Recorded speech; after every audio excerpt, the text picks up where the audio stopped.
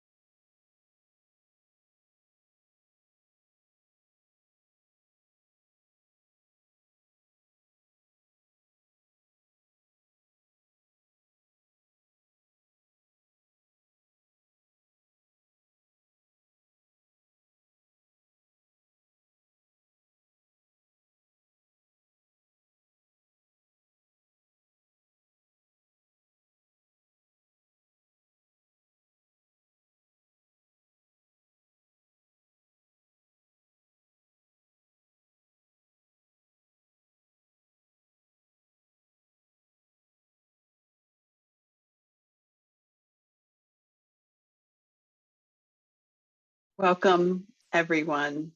Thank you for joining us today. I am Gina Neff. I am the Executive Director of the Minderoo Center for Technology and Democracy at the University of Cambridge.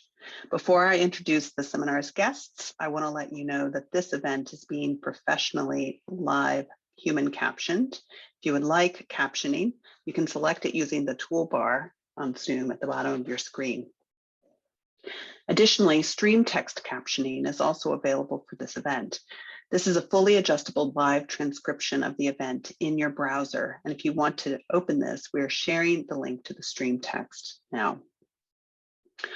A transcript will also be made available online after the event. Now, before we begin, some points of housekeeping. The event will be recorded by Zoom and streamed to an audience on the platform. By attending the event, you're giving your consent to be included in the recording. The recording will be available on the Minderoo Center for Technology and Democracy website shortly after the event.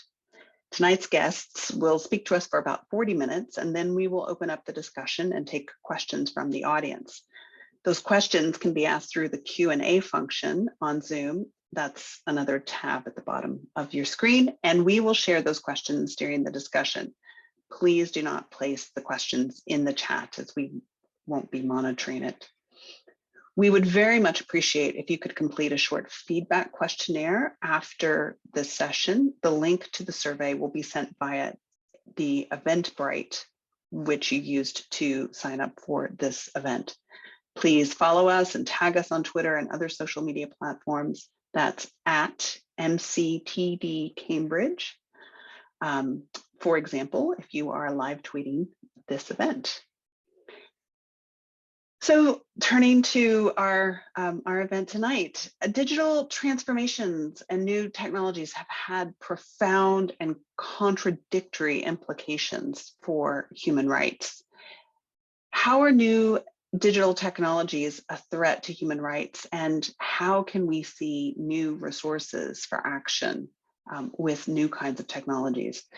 The conversation we'll be having brings together an AI and human rights experts, a forensic consultant, an anthropologist of genocide and digital technologies to ask, what might a rights promoting technology look like? Can we untangle how new technologies undermine rights, support humanitarian action, and offer potential for frameworks for regulation? I'm delighted to introduce this panel of experts. First, Alexa Haggerty. Alexa is an affiliate at the Minderoo Center for Technology and Democracy. Alexa is an anthropologist researching human rights and technology. She is particularly interested in activism and how communities resist, refuse, and reimagine technologies. Her work examines the use of forensics and biometric technologies in humanitarian interventions, such as identifying the dead in the aftermath of political violence in Latin America and the current war in Ukraine. She's the author of the recent book, Still Life with Bones, Genocide, Forensics, and What Remains, and we'll be sharing a link for a discount code for that book in the webinar chat. Next is Damini Satija. Damini is head of the Algorithmic Accountability Lab and Deputy Director, Amnesty Tech of Amnesty International. Damini's team research, investigate, and campaign on the increasing use of algorithmic systems in welfare provision and social security, and on their harms on marginalized communities around the world. Previously, Damini was Senior Policy Advisor at the Center for Data Ethics and Innovation, an independent expert committee in the UK working on ethical challenges in data and AI policy. Damini was also the UK expert at the Council of Europe's Policy Development Group on Artificial Intelligence and Human Rights. Next, we have Anjali Mazumder.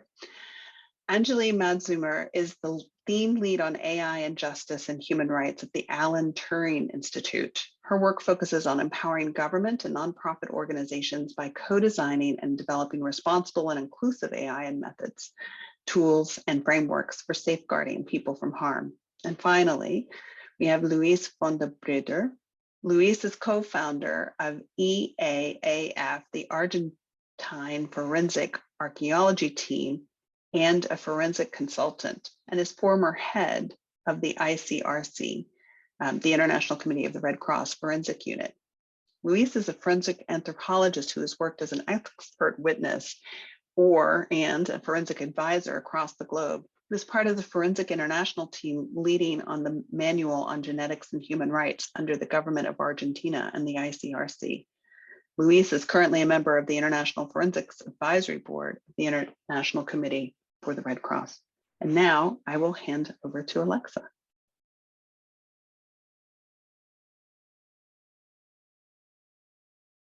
Alexa, you might be muted. Oops, after 3 years. Okay, here we go.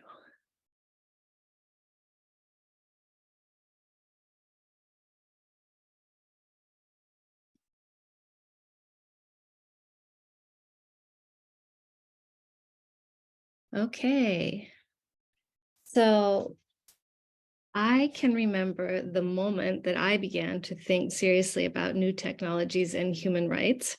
I was doing my PhD fieldwork with forensic teams exhuming mass graves after political violence in Latin America, and I was in Guatemala, where 200,000 people were killed in state-sponsored genocide.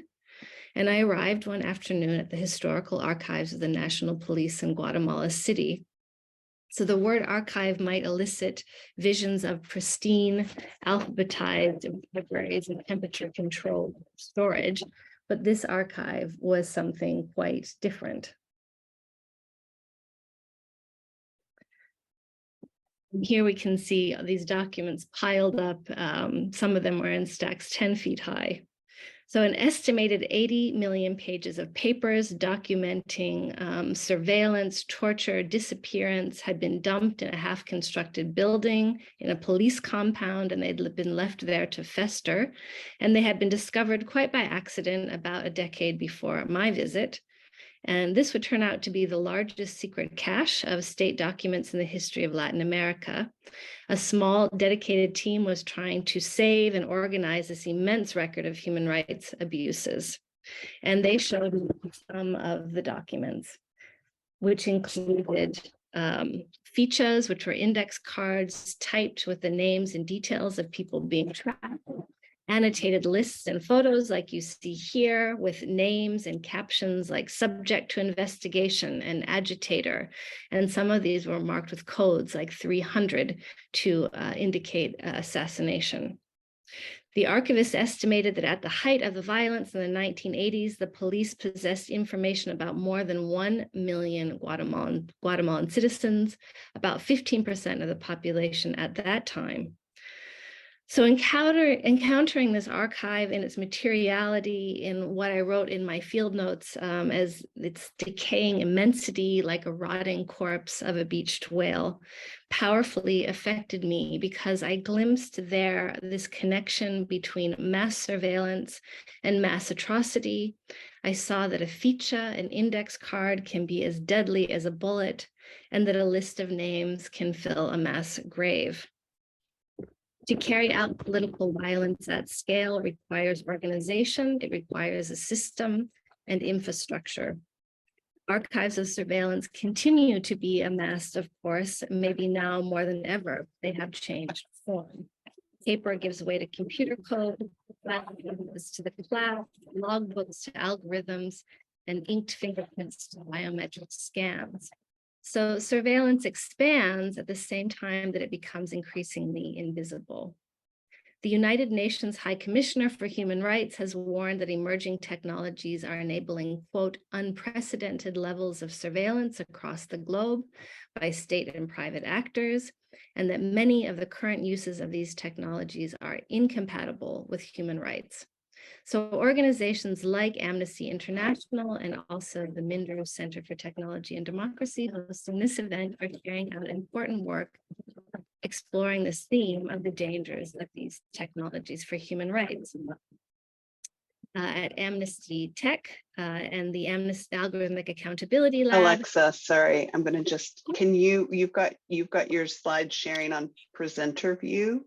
Can you make them full screen? Use slideshow instead. Maybe if you go up to the top. I can, I'm so sorry, everyone. That's okay.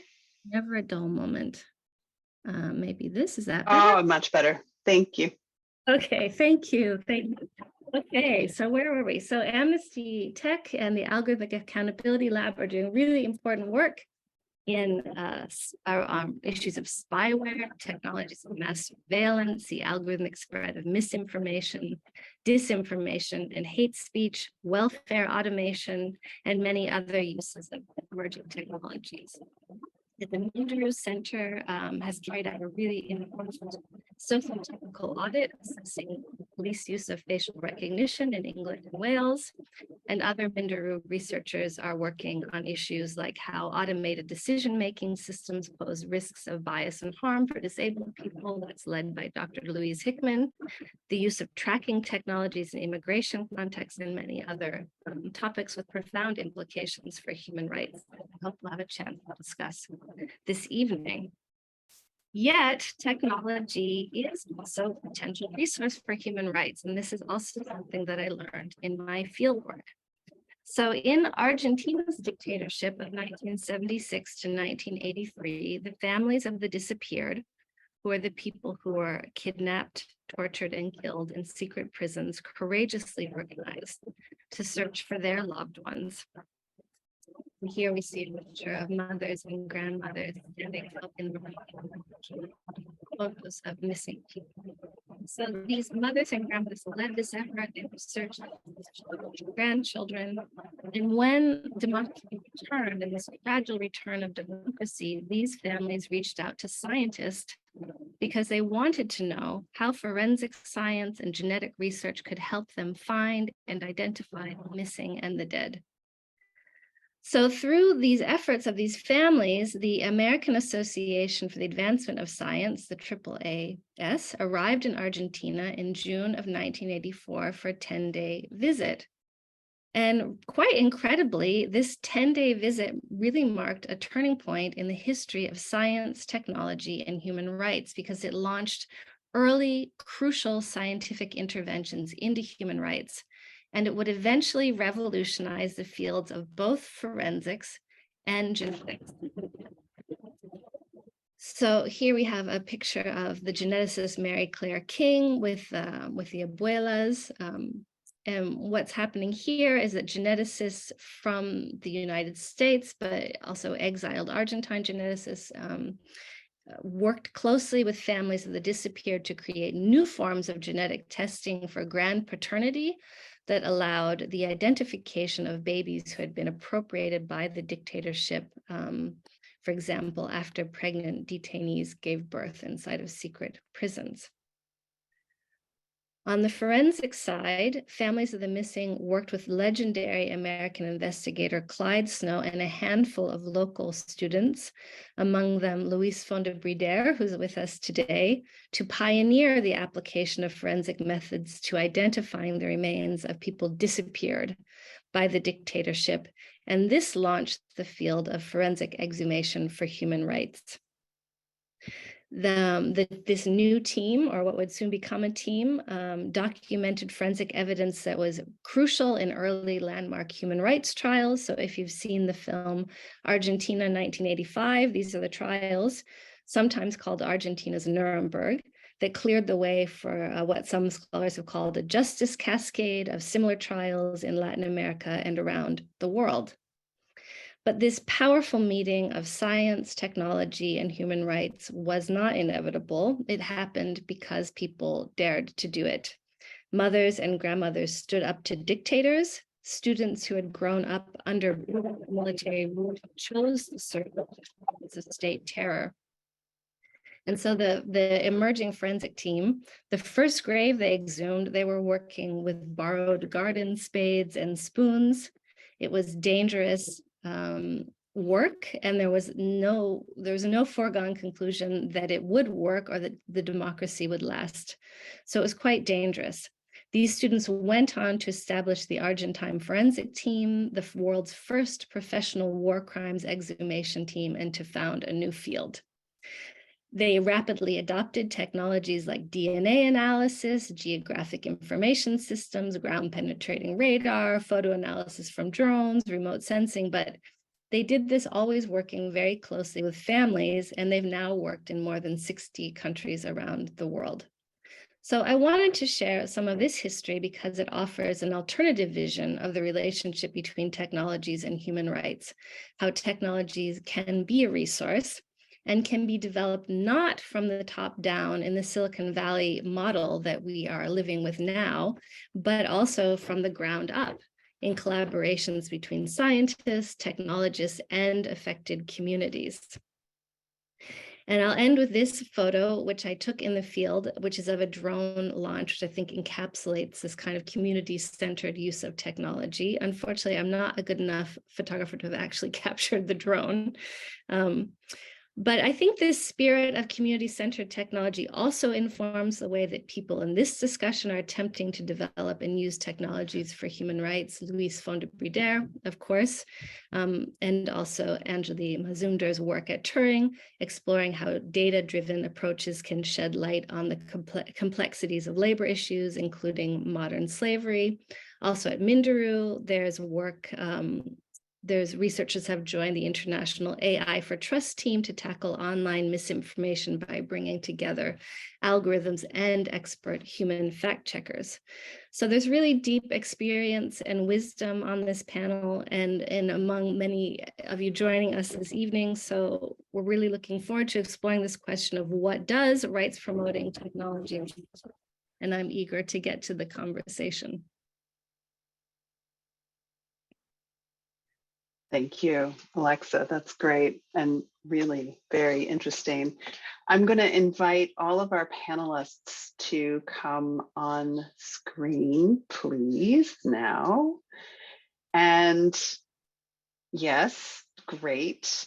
And so we have this question before us that it really is quite, there is a complexity to ensuring that new technologies, new kinds of data work to support human rights, don't work to threaten human rights. And each of you bring different kinds of experiences. Alexa called many of your projects out specifically in their presentation. I wondered if we could start, I wonder who wants to start in just reflecting on that complexity, perhaps from your own work or from something that Alexa said. Anjali, would you like to launch us? Sure. Thank you for inviting me to be on this panel, and Alexa for really introducing both your material, your book, and introduction into actually the intersection with forensics, which I think is often not appreciated as much or acknowledged in terms of its real essence and presence within the human rights space. So particularly when we're in a space of digital technologies. So from my own experience, I've worked in areas involving forensics, as well as the broader sort of use of data-driven technologies, as Alexa mentioned, in terms of labor justice issues such as modern slavery. And there's, I'd like to address the complexity in a couple of ways. One is that we are bringing sort of technical interventions that are really in a complex social environment. And that is to remind us that actually these are socio-technical sort of interventions and approaches that need to be considered.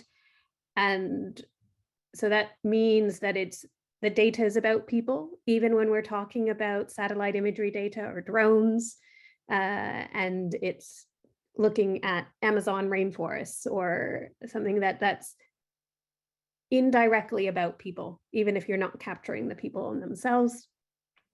It's also an opportunity to actually address where the labor rights or the human rights kind of abuses are occurring. And what we constantly deal with is this dynamic, right, of the opportunity that technologies provide to shed light on the human rights abuse, to potentially detect and try to prevent or to understand the dynamics. But there's also the risk that we actually create of potentially also infringing on the human rights of surveillance, discrimination, as sort of some of the fundamental ones, but also, you know, the association, the connection with other people, all of these rights start to play a role. So in my own work with the team, we've worked on really trying to build up a multidisciplinary team that really tries to think about it from a socio-technical perspective, and really thinking about the safeguards we can put in place, but also the approaches, which is really embedded in a participatory approach, a multidisciplinary approach, and also where does the law play a role, and recognizing where we may have gaps, what are those, what's our role to play and what can we do, and in this, particularly where we sit from a research perspective. So we really do try to work towards a participatory sort of a co-creation, co-design perspective. They all bring challenges, and also recognizing that our data is often, it's bringing together data, which has its own challenges, but with the data rights and the data holders to actually who's got the data, whether it's coming from private and public or a mixture of that, whether we're developing a tool or whether another organization is developing the tool, and then who's deploying it. So they all bring this really complex system into play.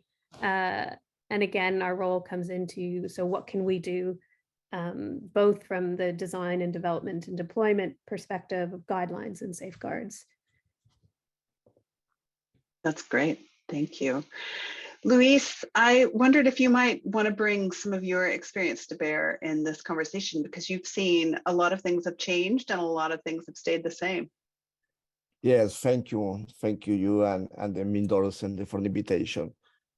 As a forensic scientist, I've been using technology since the middle 80s when an American organization called Witness distributed video cameras around the world to people to document human rights violations. And from that time, almost 40 years ago, it was a long way. I don't like the term new technologies. In fact, are technologies for new applications. And that is the first contradiction. most of the forensic people, we're talking about forensic, prosecutors, investigators, we use technology that have been created for other things, because normally private companies don't produce for forensic because the big money is not there. So we try to apply a technology to a new field, and that transition is not easy. That's the first point.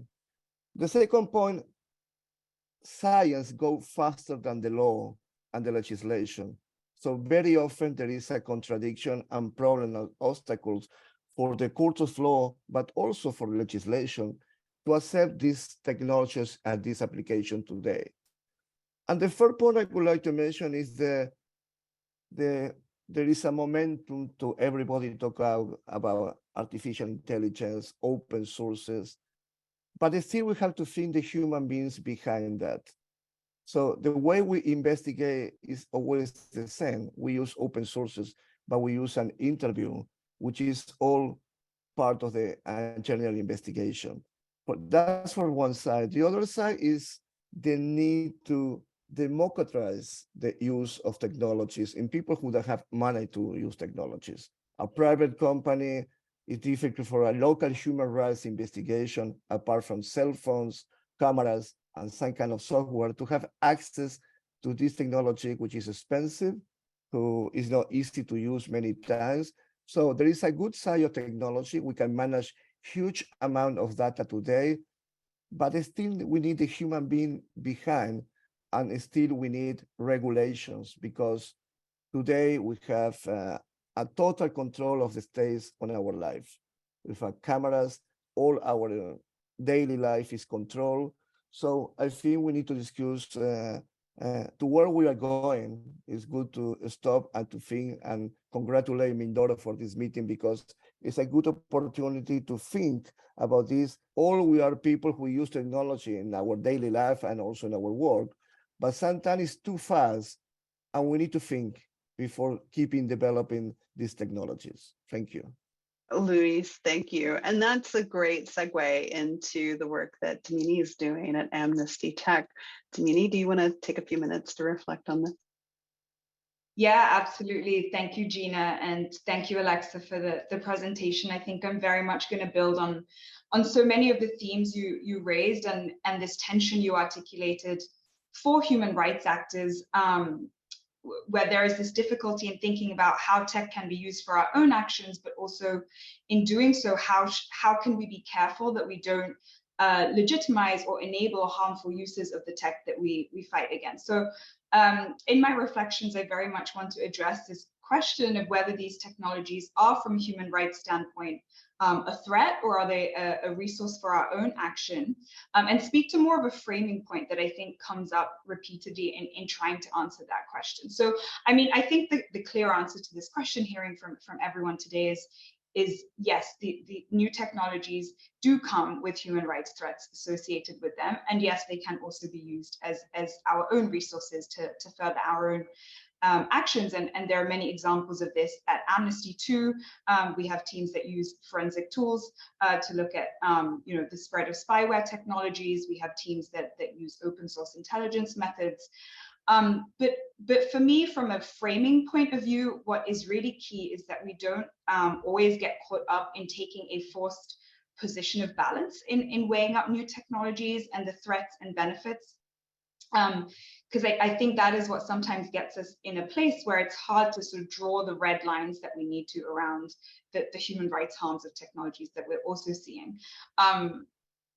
And I think a lot of that prevailing push for a balanced view is what has gotten us to where we are today, where certain tech harms associated with technologies have been able to persist, or even been enabled, because we've presented the risks as things that can be managed or mitigated, and therefore we're unable to be proactive with regulation and action that could have prevented a whole gamut of tech issues. And Alexa mentioned some of the issues that we work on at Amnesty Tech, from data privacy and surveillance issues, which harm some of the most marginalized communities around the world in every walk of life, whether that's the use of facial recognition technologies in public spaces, apps on our phones.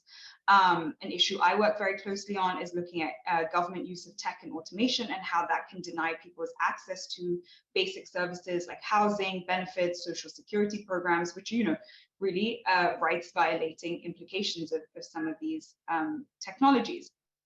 So I think the starting point is, yes, we know that these technologies can both be used by human rights actors for the impact we want to have, but we also know that there are many harms that we need to fight. And I think what we really need to do is take that as a starting point and go further than that and interrogate who is articulating and has the loudest voice in talking about the benefits of new technologies, which we all know tends to be a homogenous set of predominantly global north, white male voices from a more techno-solutionist school of thought. And remember that also often the harms we're talking about with various new technologies are to marginalized groups of people. And that's why taking this sort of false balanced approach of benefits and risks doesn't always work, because these harms are to, you know, smaller or minoritized groups of people.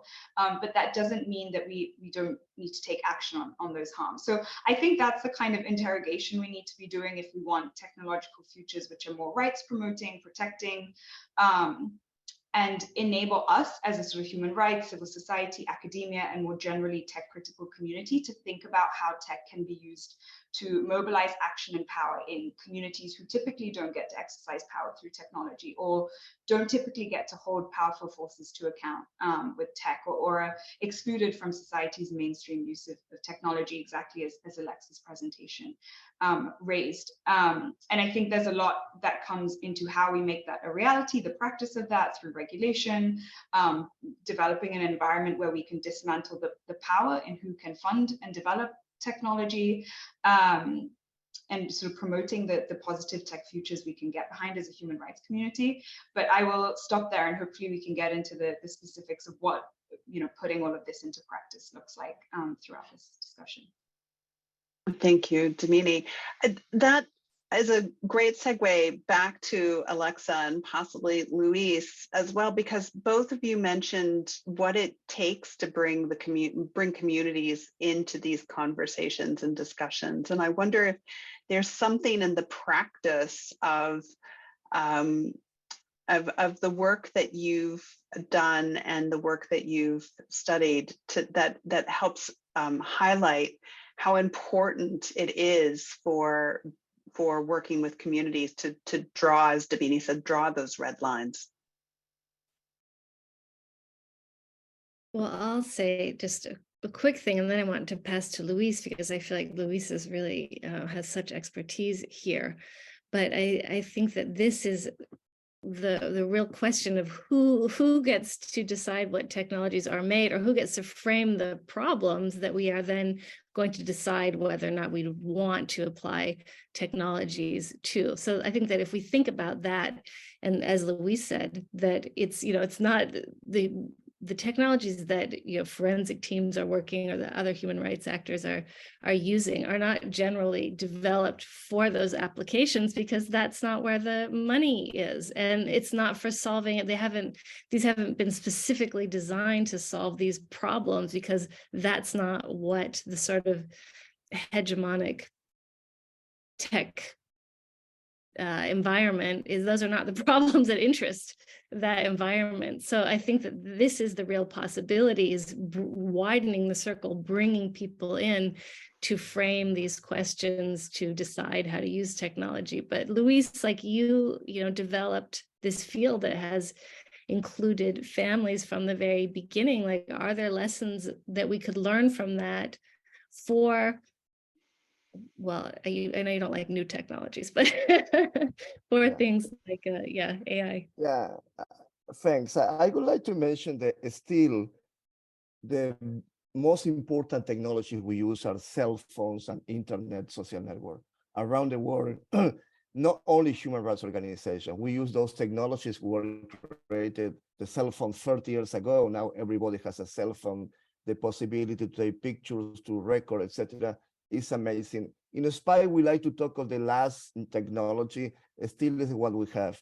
And I would like to give a positive example. 40 years ago, I was working in East Timor in the Pacific investigating victims of the Indonesia invasion, and we identified a body. And the family came to the mortuary, not just the family, half of the village entered to the room where were 100 people. And everybody pulled out iPad and phone and started a conference in front of the skeleton, calling families living in Australia, in Indonesia, and everybody was communicated.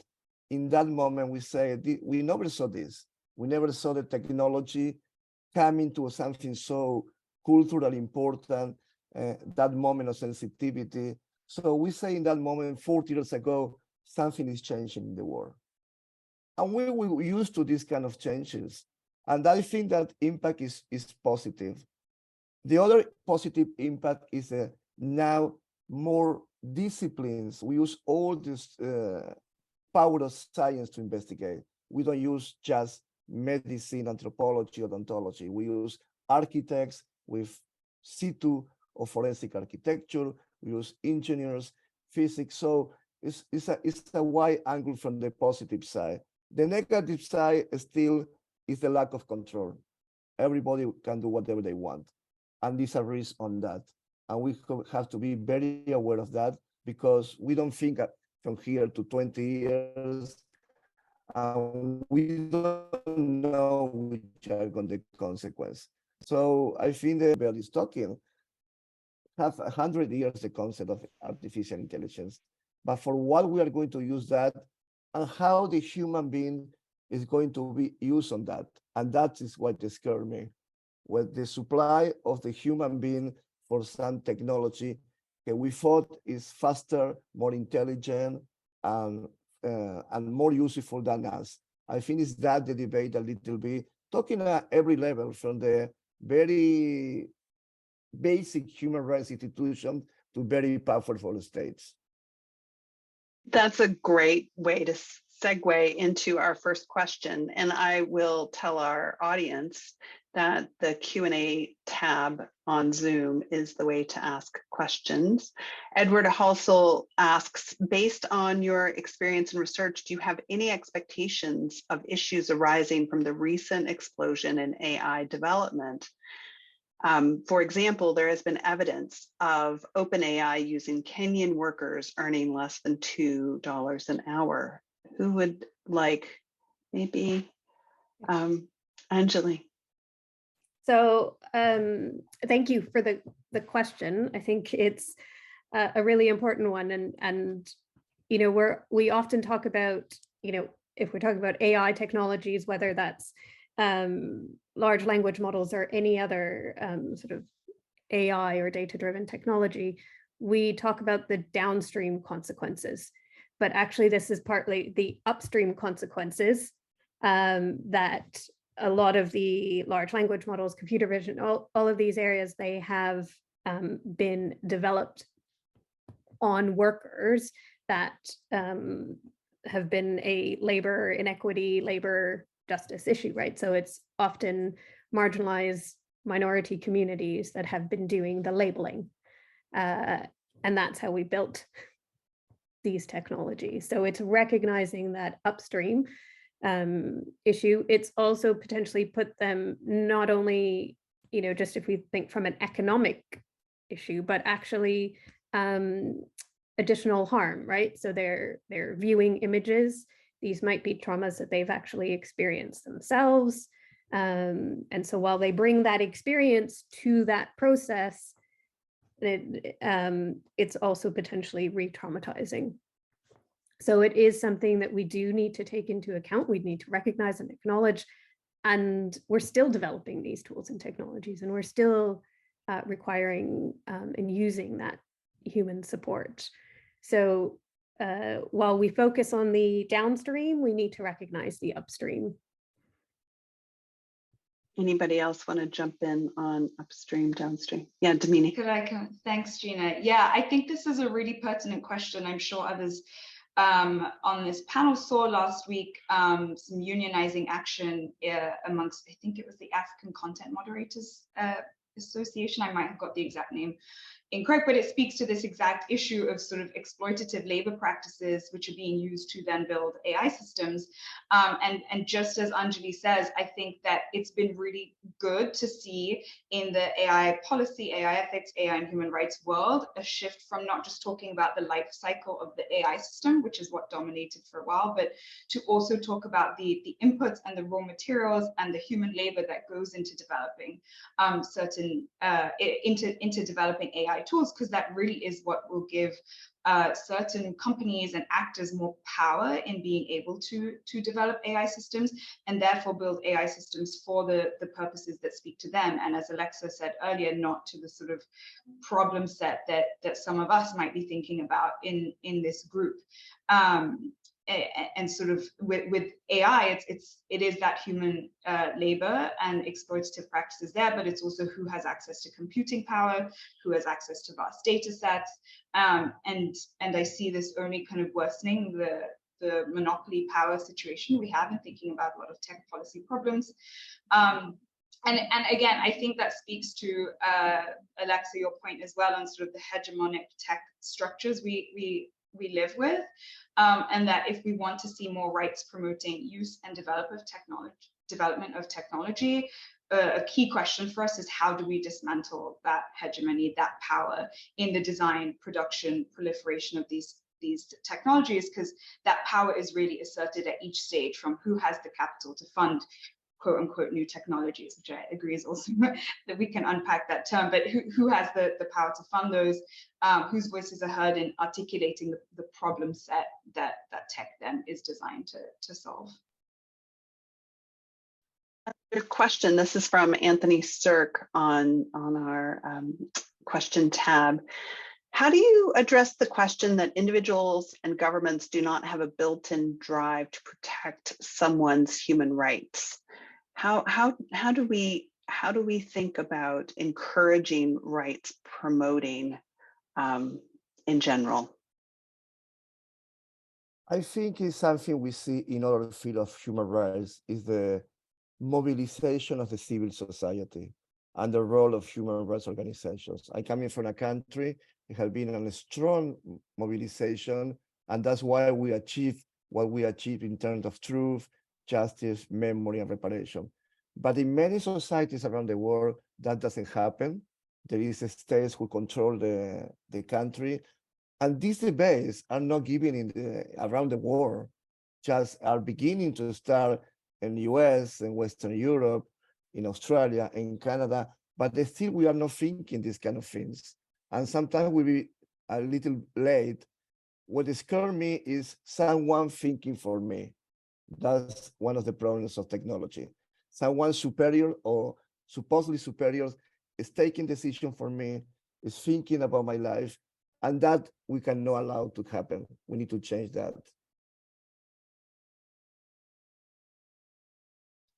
Can I add a little bit, Gina? Yeah, I think Luis is spot on there about mobilization of civil society, and I mean, I think this question, it's at the core of a lot of our work, and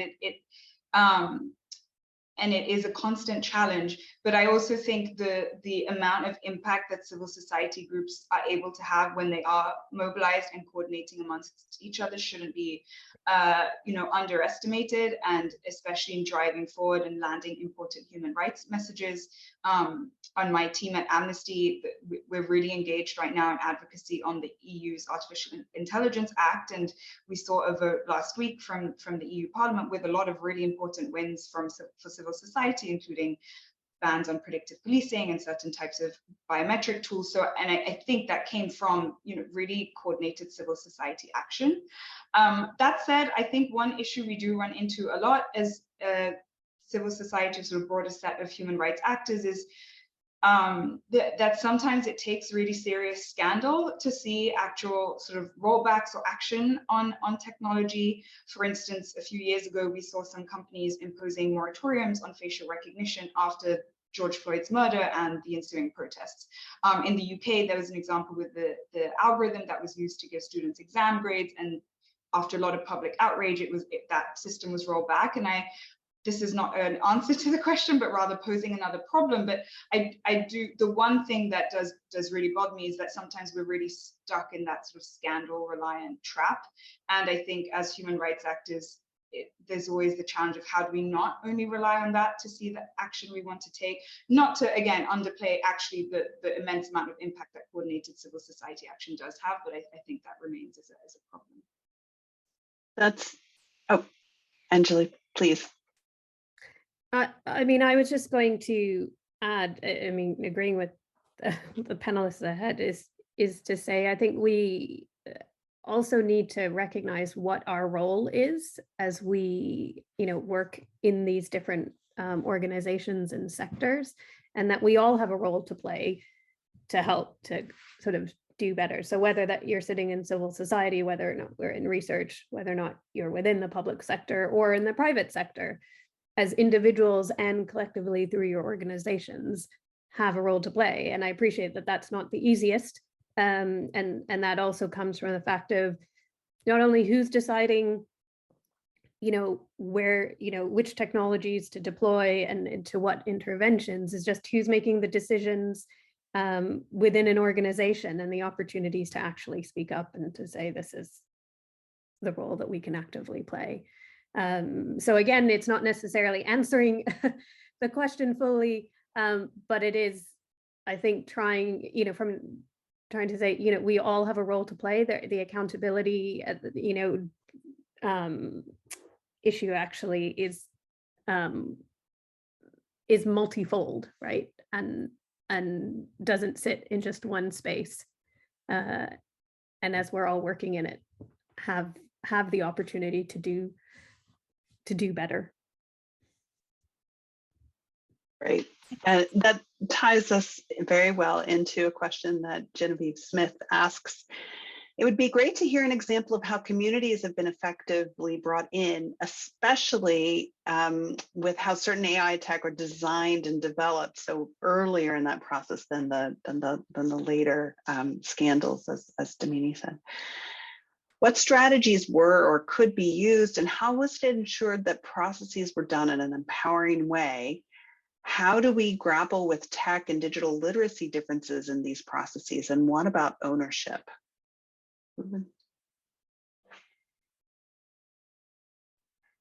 I'll start us off. I'll say that I don't think that we have lots and lots of great examples of this yet, unfortunately, but I do think that we can look to other places, for example, in forensics, where there are blueprints for doing this better. And we do see some emerging initiatives, like Data and Society has a new algorithmic impact lab that's going to center communities. Like, that's really exciting, and they're going to figure out the methodologies to do that. So, and we do see small projects that do this. But I think that we also, see the danger of what some people have called like participation washing, that sort of putting together like a quick focus group and sort of checking it off the list or something. So that's very different than, Genevieve has raised the point of like really empowering communities. In terms of digital literacy, I think that's a good point, but I think that we don't need to get stuck there, because I think that that's not as big of a hurdle as sometimes we think it is. I think that communities really can speak from their experience without having to know, all of the ins and outs of particular technology. So I don't think that we should use that as kind of an excuse that somehow it can't be done. But maybe I'll pass. I don't know, Luis, like, what do you think from the ways that families have been involved in forensics? I think one of the problems, because the impunity and inaction of the states, we tend to put the family to substitute the state, and that is a problem. The state has the function to investigate, is the role of the state. And we start in my field taking DNA samples, digging ourselves, doing functions of the state, we have a problem. Because that really could be a responsibility of the prosecutors of the state. So the families were forced to do that because they are desperate, they have other way to move and to advance. And in many cases, communities, villages are empowered but there is a limit for that, at least in terms of investigation, which is my field. Maybe in other fields of application of human rights, there are different examples. To just piggyback quickly on that, one thing that I see is the way in which journalists, investigative journalists, have taken on this accountability role, for example, through ProPublica's work on Compass and things like that. Like that's, I think, I mean, bravo to the journalists who have done that. But on the other hand, like that shouldn't be sort of our only mechanism of accountability. That's a great way to launch into our next question. This is from Nathan Rowland. Could the panel discuss what a framework on new technologies needs to accomplish that isn't met today? What do we need to ask of new for understanding, regulating? What would a framework on new technologies need to do? I think basically it has to be discussed a new legislation, how we can apply technologies, how not to invade people's life, how not control the population. And there is a total lack of legislation in many countries around the world about those issues. And the state advance and advance. That's why we need parliamentarians, which are the people who take the decisions, to discuss these kind of things and to take decisions. Of course, it's not going to be easy. There is a very powerful lobby for private companies producing technology. We are not in the way to change how the things are.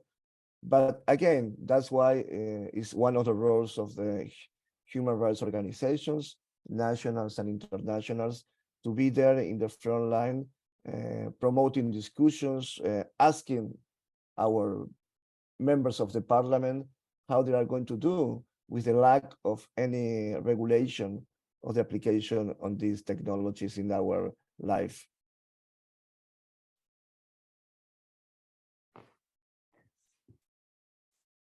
I might come in here, Gina. All right. I think maybe bringing together what Luis just shared about the law and the importance of that, of law and regulation, but also where we're talking about the participatory sort of element, right? That we have the both the opportunity and again the challenge here of we're bringing in technologies where there may not be a regulation in place, but there are laws that we can actually rely on and should recognize it, even if it is we're relying on multiple areas of the law to help to support us in the development and deployment of these tools. There's also the part from the participatory approach that, as Alexa sort of said, the risk of sort of participatory washing is how do we do that well? And I think there's a real opportunity there to, in terms of frameworks, to recognize that actually, helping to define actually what do we want the technology to actually do, and from not just from a process, but from an outcome perspective, what does that good look like? That there is, the opportunity to bring people in that are most impacted by this to help actually define what that looks like. Again, I'm not saying that that's easy. There's all sorts of ways to kind of look at it about, when and how do you involve people all throughout that process. And, even once a tool is designed, is deployed, is recognizing for some of these types of tools, particularly if we're talking about machine learning tools, there is something that they need to be checked because, you're usually updating new data and there'll be drift. So what are those mechanisms, but also the checks in place of, is that where we still think our values and are there shifts in the context? So I think it's also recognizing that a lot of this is also context dependent. So while, we can work towards, I think, better practices in the interim. There needs to be sort of a sustainability kind of framework and monitoring. Thank you for that. Oh, yes, please. Sorry. Just to build off of Anjali's point on a lot of the, I think you said something about a lot of the kind of frameworks or principles exist. I think what is a major limitation for us right now in an effective regulatory framework on new technologies is the fact that it sees these technologies as brand new, and that a lot of the regulatory attempts are also caught in the sort of hype cycles of new technology. And we've seen this, again, to refer to the EU's AI Act, which we've been most engaged in recently, in EU policymakers' response to all the recent developments in generative AI, ChatGPT, etc., and thinking suddenly like, oh, how we've got this draft regulation framework, but now we need to somehow absorb this new technology, which we didn't prepare for. And a robust regulatory framework wouldn't face that challenge in the face of a new AI development. It would be developed in such a way that it can absorb those developments. And I think the fact that our attempts at regulation are maybe too focused right now on exact applications or uses is not always correct. And really what we need to remember is we know what outcomes, at least from a human rights perspective, we need to achieve, and these are already embedded in the human rights framework, whether that is a right to privacy or the right to equality and non-discrimination, and that a good, robust regulatory framework will move us towards those outcomes no matter what technological developments come up. So I think maybe I'm not pointing to an exact solution, or at least a more outcomes-based framing, rather than regulation or frameworks that are a little too tied right now, in my opinion, to whatever is the sort of technology of the hour or the day. That's a great way to segue into our last literal minutes of our time together today, depending on where you are. Damini, I really like this kind of call to action, right? What we need in terms of frameworks that would get us to more sensible regulation for rights promoting tech. I want to give each of our panelists, our other panelists, less than 30 seconds. What do we need? Alexa.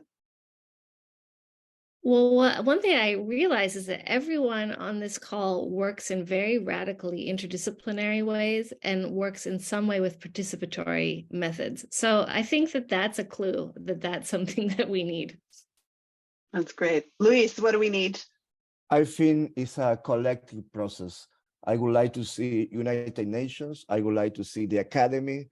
I would like to see other key institutions expressing ideas and thoughts about that, because it's impossible for one sector. It's impossible just for one human rights organization. We need a collective process from different sectors of the society.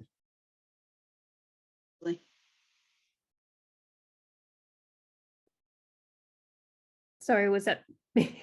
Yes. So I'm just going to echo everyone and say again that from my perspective, it is about interdisciplinary, cross-sector, and even cross-border. No one, individual or organization or discipline holds the direction forward, and it is really about coming together on this. At the risk of being self-promoting, I think we need more conversations like the ones we've had today. I want to thank this incredible panel. You have been fantastic. I want to thank everyone for attending. We've had great participation. I'm sorry we couldn't get to all the questions. It was a great interaction. Details of what we will be doing in the future, our seminars and our events, can be found on the Minderoo Center for Technology and Democracy website, and that's www.mctd.ac.uk. Please follow us on Twitter and other social media platforms at MCTD Cambridge. And I want to thank you all again and enjoy your day wherever you happen to be.